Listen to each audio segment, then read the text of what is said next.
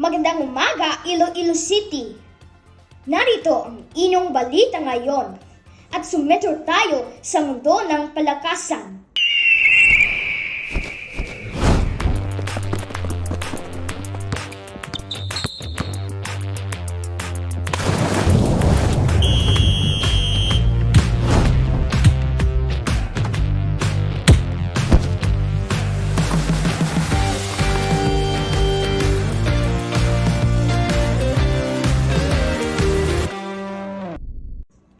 Ngayong taon, ang mga mata ng sambayanan ay nakatuon sa Western Institute of Technology na siyang magiging tahanan ng Private Schools Athletic Association o PRISA National Games 2025 to 2026.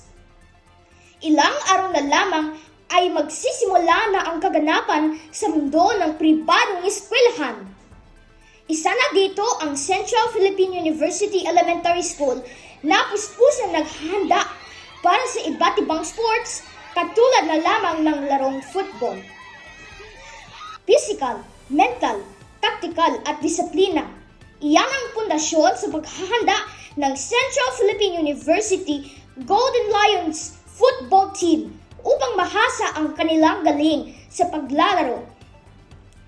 Inaasahan ang pamuga na seremonya ng PRISA sa darating na December 2, 2025 sa Western Institute of Technology alas 5:30 ng hapon.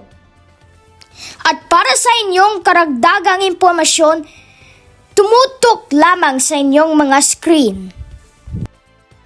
Inaanyayahan ang lahat na suportahan ang ating mga kabatang atleta.